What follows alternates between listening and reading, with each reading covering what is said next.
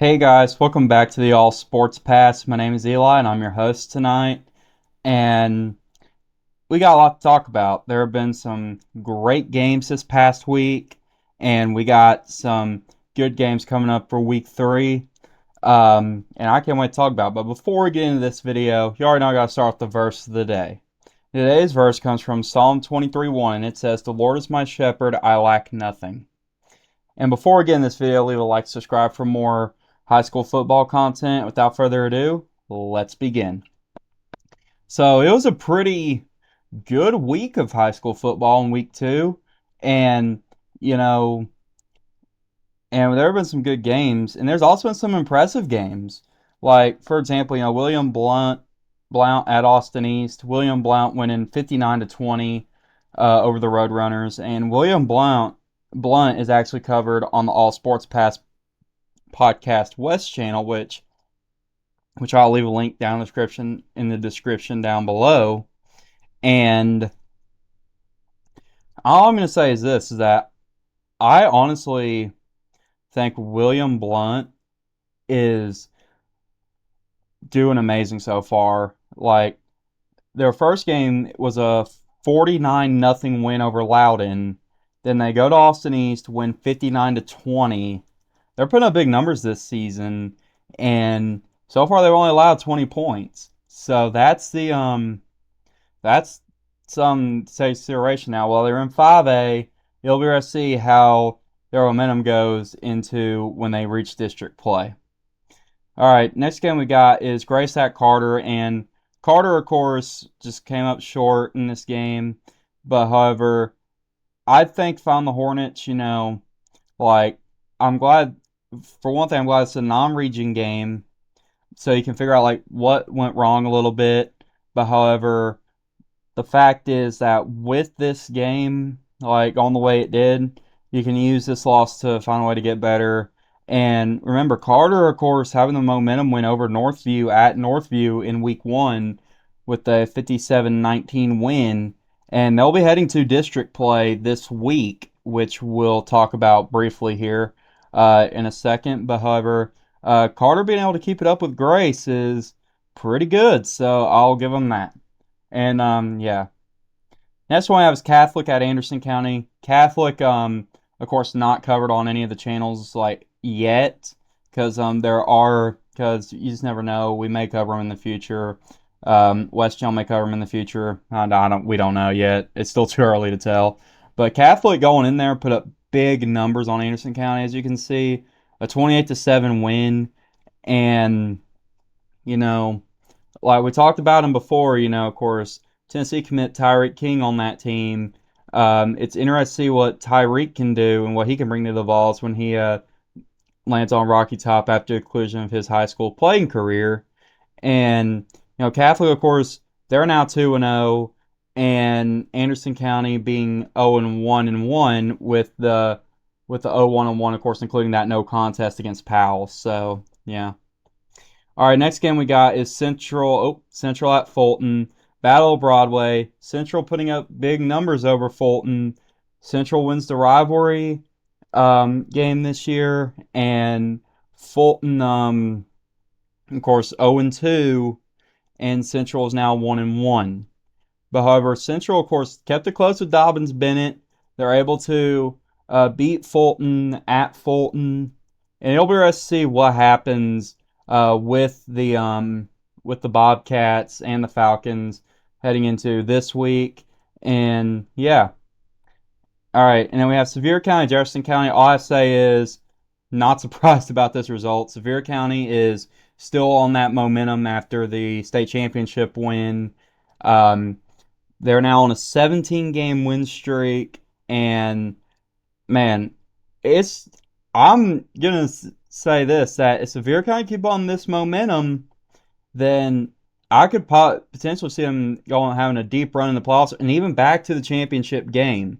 But it'll be interesting to see how they fare, like in a couple weeks as they're on their bye week this week. So, yeah. All right, and then the next one we have is the game of the week, Gibbs at Halls. I was at this game. Let me tell you this. This was an instant classic. Like Gibbs and Halls, like Gibbs led the whole time, but Halls came like so close to coming back and winning, and it came down to the final play. Halls had a fourth and long. They had to throw to either the first down to the end zone, and Amari Lefko's pass was intercepted to seal a 24-21 Gibbs win. And yeah, so with that, Gibbs is 2-0. Halls is now 0-2, and we'll get to that here in a minute as well. Um, and I actually uploaded some interviews, of course, from both the teams, and I uploaded two clips of the game as well.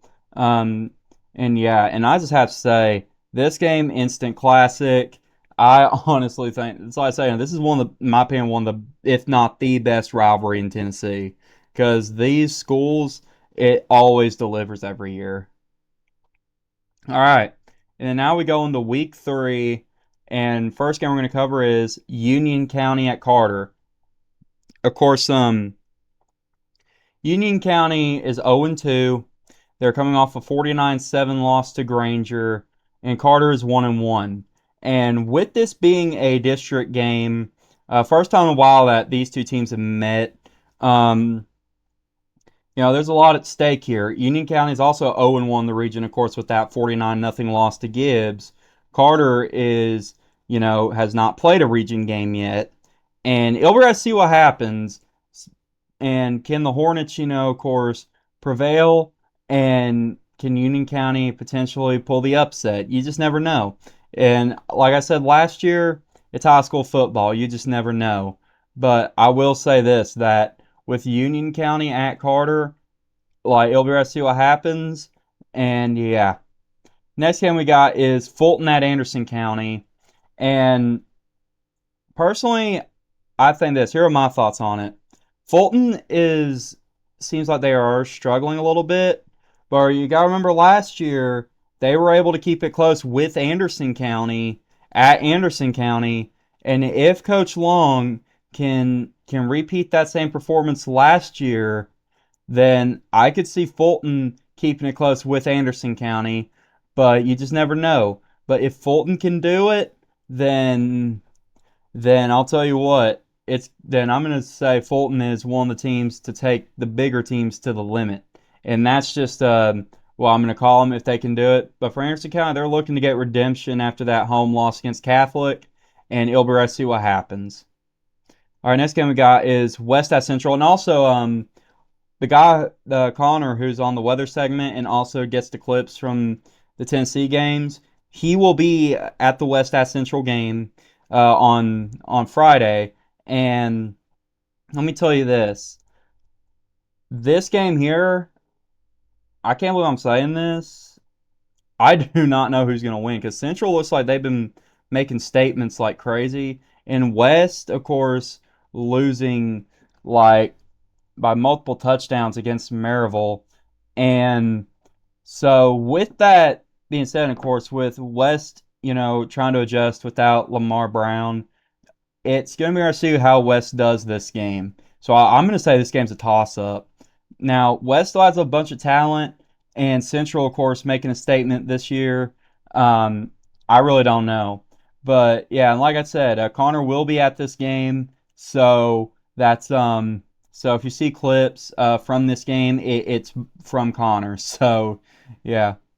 All right, next game we got is Alcoa at Gibbs, and I have to say this: Gibbs coming off a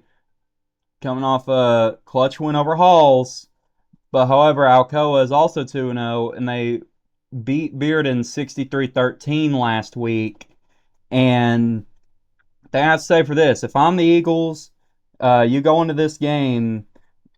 The thing about Gibbs that you gotta probably play your best game of the year right here. Alcoa, of course, moving up from 3A to 4A. This Alcoa's first region game in 4A, as they spent the last I don't know, like 20 something years in 3A, and they're the defending 10-time 3A state champions. They move up to 4A, and Yeah, and with Alcoa, like being a team like Alcoa, it takes a lot of effort and it takes a bunch of strength and of course knowledge and good plays to defeat them, but you just never know. Um, and if Gibbs wants to win anywhere and make a statement, how about Alcoa? Or how about you win at home and a win at home? So yeah, but I'm gonna be honest. Like I said, it's high school football. You just never know. But if Gibbs can keep it close, I think it'll be interesting to see what the Eagles can do. And because this is also Gibbs' second district game of the year, so that's the other thing too, as they won against Union County. All right, game of the week is Halls at Powell, and of course Powell coming in getting by after narrowly getting by Farragut. Um, they're they're back at home, and it'll be to see what happens you know as Powell is without Deuce Rogers, and Halls is gonna be is 0-2 looking for their first win. And this is the Battle of Emory Road. And it'll be interesting to see what happens with Halls and Powell.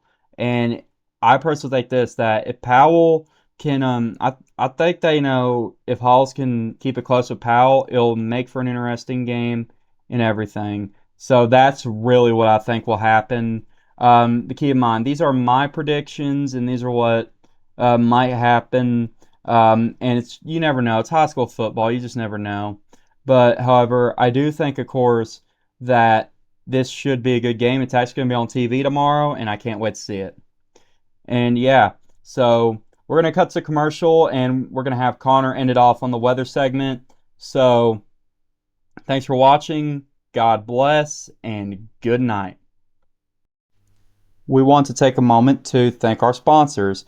First sponsor is PJ's Barbershop, located on 3544 Neal Drive, Suite 101, Knoxville, Tennessee 37918.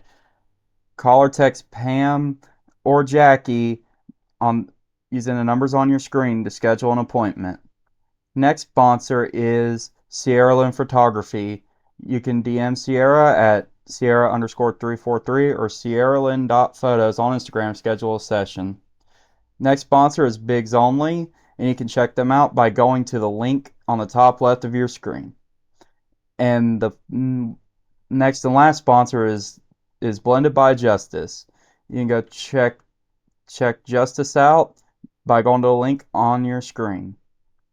Thank you again for your continued support of All Sports Pass. Thank you for watching All Sports Pass.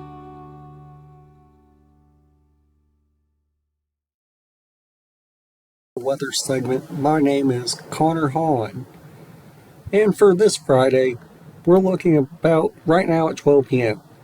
Seems like there might be some showers up towards Tazewell and Rogersville. However, as we continue about the day, by about 5 p.m. or so, there is going to be, looks like there could be some more showers forming down here to the south, looking like they're moving northeast. Now, as of right now, as we get towards kickoff, it does not appear like much will happen. However, I still would be prepared in case it does rain, as when we look out, there is weather moving in from the west, and it could strike during the game. Temperature-wise, does look like it'll be in the upper 80s, potentially getting colder towards the 70s, and maybe even as far down as into the upper 60s.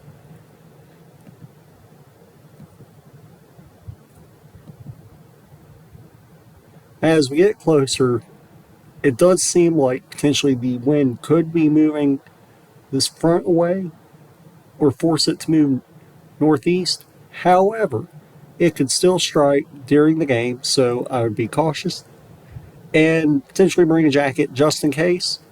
However, it looks like it will be a very beautiful day.